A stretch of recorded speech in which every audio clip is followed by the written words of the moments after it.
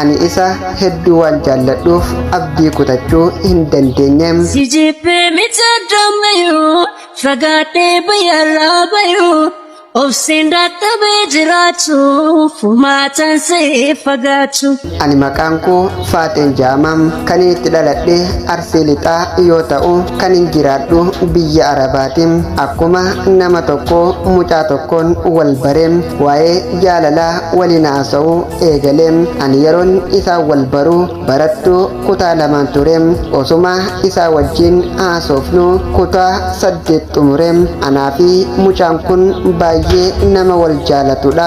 Haa ta'u malee hiriyoota kootii fi maatiin koo baay'ee waliin nuun fadhan ture.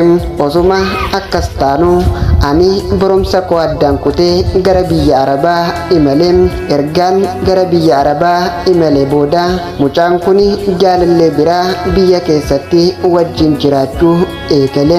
Ani garuu gaafan kana dhaga'u keessi koo yaadduun natti uumame. Ani isa hedduu waan jaalladhuuf abdii kutachuun natti ulfaate. Ergaan isaan gargar bahee dhiira tokko wajjin walii galuu hin dandeenye. Yeroo hundumaa waa'ee isaa yaadu qofa natti ta'e. Kanaafuu mee maal naaf dhaamtanii yaada keessan koomentii jalatti naaf barreessaa.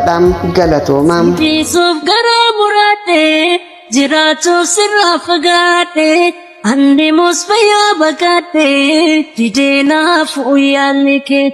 Si jibbee miti addamayyuu fagaadhee bayyarraa bayyuu obseen dadhabee jiraachuu furmaataan see fagaachuu. Warri xalayaa jaalalaa walaloo jaalalaa asoosama seenaa jireenyaan qabaa karaa kamiiniin si argachuu danda'a jettan hundaaf karaan ittiin argachuu dandeessan karaa yuutuuba chaanalaa Burqaa Shengiisuuf dhufuudhaan sabiskiraayib isa isin gootan lakkoomsi waasaappii liinkiin waasaappii ol isiniifaati achiin karaa waasaappiitiin na argachuu dandeessuun isiniin ja'a. Galatoomaa hojiin keenya yoo isinitti tole sheer laayik gootanii waliif qooduu hin dagatinaa. Jaalala yaa rokkeetti onnee seentuu halaala sheekan jettu manguddoof dargaggeessa meessumaan miliqxee seenta keessa.